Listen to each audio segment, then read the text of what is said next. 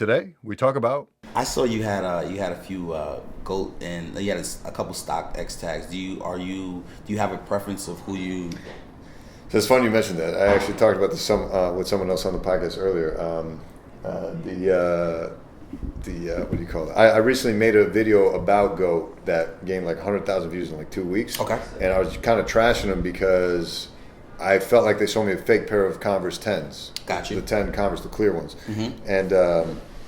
And they were just adamant that they were real. Okay. But just the way they were interacting with me, also they didn't include one of the original laces that comes with the shoe. So like all these red flags were going off like, yo, this is fishy as fuck. Yeah. I posted the video online. I was just like, listen, I'm pretty convinced that these are fake just because they don't match any of the stock photos. Like the logo just clearly didn't overlap. Got you. And then and they didn't include one of the stock laces. So I'm like, what the fuck? And then they're like, oh, we can't, we don't promise accessories. And they consider shoelaces accessories. Yep. But half the time I'm buying an specifically off-white sneakers, half the time I'm buying them because of a specific lace that it comes with. Of course. Virgil made the lace like a thing now. Of course. So I think that's bullshit, first of all. And second of all, I was convinced that these were fake, but all they could tell me was, nope, they're not fake. We're done. Bye. And it was only after posting this video online where people were like, nah, man, I think they're legit because after size 9, the overlap doesn't happen. Like, it'll be spread out. Okay. And I'm like, all right, fine. Whew, at least I got an authentic pair. But still, like, really, you're going to shame me on the laces? And they were giving me better information in the comments than Goat was. Like, Goat could have told me, hey, listen, after size 9, they don't. There you go. But no, they're just like, oh, we took your money, thank you, and that's it. Yeah, and I'm just like, all right, well, fuck this. So yeah, I think I'm more of a StockX guy now, I think. And honestly, routinely, StockX is cheaper as it is. Yes. So I'm really just going where, because if it's dollars and cents to them, it's dollars and cents to me. Of course. I'm just following the money. Of course. So yeah, I'm mostly a StockX purchaser. Yeah. Okay. All right. Flight Club or Stadium? Neither, because they both they got the flight club tax and the stadium goods tax. Like, I feel like they're more just like a tourist trap where like people are coming in from all over the world to see those stores because they're beautiful, right? But to buy a pair, they're like, why would I get this here when I can literally get it online from StockX for hundreds of dollars Understood. less? Like, Totally I don't understand. understand. But I've gone inside those stores. If you're going to ask me in terms of like which store I find cooler, I would probably have to say Flight Club just from the nostalgia of getting the Red Octobers there and just them being there first. I think I don't know if it was an owner, part owner, or co-founder, or whatever. Flight Club went off to create Stadium Goods. Yep. So, yeah. So I mean, they're both pretty on par to me as far as like an establishment, but I would never shop there. I think, unless they had something that sometimes I'll still buy things from Flight Club because they are the only ones that have a certain shoe. You know. Oh, another question for you because I like this. This is fucking amazing. I love this. You live in New York, right? You're a huge sneaker guy. What do you think of the New York City like sneaker community culture like aspect? It's weird because up until I moved here, I was up in Albany where there's no sneakerhead culture. I mean, there are sneakerheads, but like we're so dispersed out, no one really knows each other. There's no scene. There's no like lines that we all meet up at or whatever. So I always had this different perspective because like I would buy a Supreme hoodie and no one up there is wearing Supreme, so I'm like, all right, well, I'm buying it because it's the shit. Got you. Then I make a day trip down to Empty Gallery, Off-White's little store there, and I'm legit in line with like a bunch of teenagers who are all wearing BOGO hoodies. I'm like, I'm starting to feel a little awkward here. Like everyone that's bitching online that I never understood up until then, like, oh man, they killed it. They oversaturated this shit. It's dead. It's dead. There's too much of it. I'm like, who the fuck cares if everyone has it? As long as you have it, isn't that good? But then once I started to see myself amongst the rest of them, I was like, maybe there is something to this, But even with that, I think there's no problem if you'll do like and with the sneaker scene, like have some limited releases.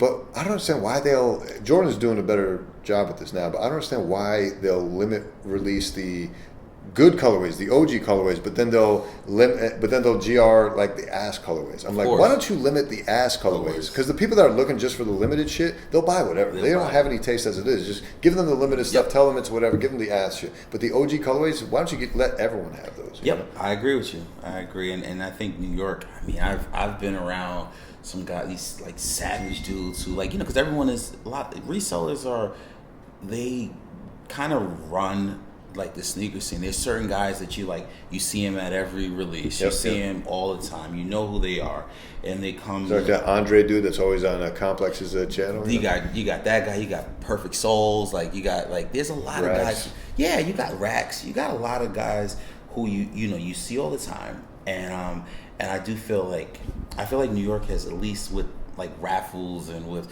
like certain apps, like they've changed, because I remember when things were like first come first serve, and if you were scared, like if you were a scared person, like people were gonna skip you, and you weren't gonna get the shit that you wanted. So I've never stood in a line for sneakers. I never will. Oh no, I don't have the time for that shit. You know what I mean, dude? I mean, I've gotten to the point where as I've gotten older and I'm an adult, I've cut all that shit out. But like when I was younger, I was like, oh yeah, this is cool. Let me stand online, and it's like that's something.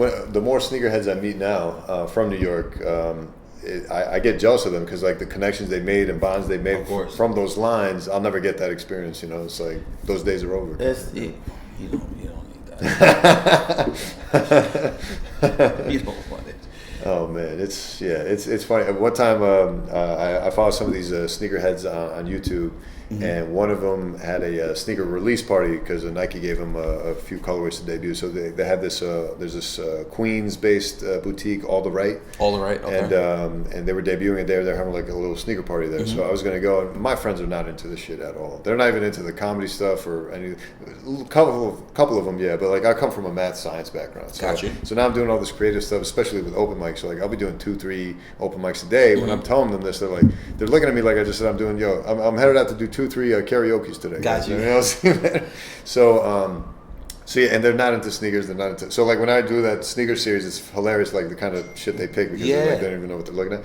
So I had this funny idea because my friends were in town for a housewarming party when I first moved down here, and I told them, there's a sneaker party over in Queens. I'm gonna hop over there, do my thing, and I'll come back and we can, have the party at night. It's like, dude, why don't we just go with you? I was like, oh shit, you guys are into this? Let's do it. Okay. And that, as just a joke, I was like, how funny would it be, since you guys don't know shit about sneakers, I'll have you guys all wear like a pair of my Heat, and show up to the party and have everyone be like, oh shit, and they'll be like, I don't know what the fuck you're talking about. So it was actually a lot of fun. I had them wear like Salmon Toe 1.0s, the Ronnie joints, acronym Prestos, one of the Kanye Louis Vuittons, I forget which one, and it was a hit. How dope is that like you're the guy who's really, and then your like close friends are like, what are you doing? Like what? Like do your friends, because it's a very expensive, it's an expensive habit. Yeah. And I think a lot of like I have friends who are, some of them are deep into it, and then some of them are just like I don't understand. And I think is that do your friends ever they ever judge you like, yo, what do you? Of course, they're always judging. But I will say though, they have come around in a big way. Like I definitely notice a lot of my friends, and maybe this may just be the culture in general, just with sneakers becoming more popular. I notice more of my friends like becoming more curious about sneakers, starting to buy more sneakers, asking me more about sneakers and stuff. So, and even at work, I became known as that guy that always has fresh kicks on. So because when you're at work with scrubs, like the only thing to set you apart is the shoes. Yeah. So now legit, they're telling me verbatim, like, yo, anytime you walk in, I'm looking down first. Like that's what they're doing. Yeah, it's you've marketed, like you have like your doc, like I know you as Dr. Souls, like that's, what I'm saying. So like it's fucking dope, bro. Like that's, I love it. I love it.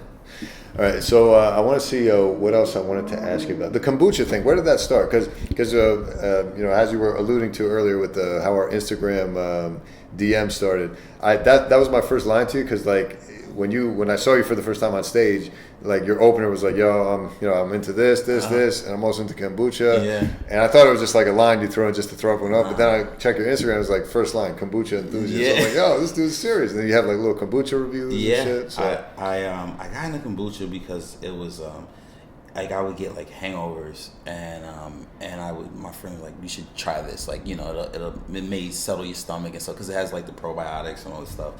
And then it was also I would drink ginger ale, and I was like, Lawrence, you got to cut out soda. It's not good for you. Either you go to seltzer water and then try this kombucha because it's low in sugar.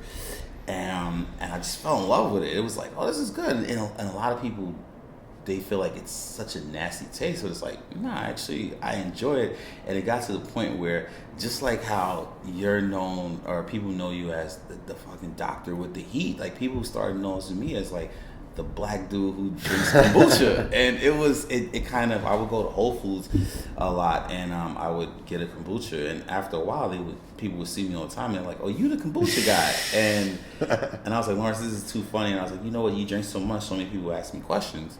So I was like, you know what, just as a funny joke, review kombucha. and then it got to the point where, these brands would like really send me things because they're like, oh, your review is so funny. Or like some brands would message me and be like, hey, like you shit on our kombucha, but like what we're doing for the community is something, and it takes on a life of its own. So I just anytime I see a new brand, bro, I'm like, let me try it, right. And just see where it goes. But I love it. It's really good. Yeah, it's pretty dope, man. I'm because I saw them like sending you different stuff. I was like, damn, dude, like, yeah, wow, he's really out here doing this. I'm doing it.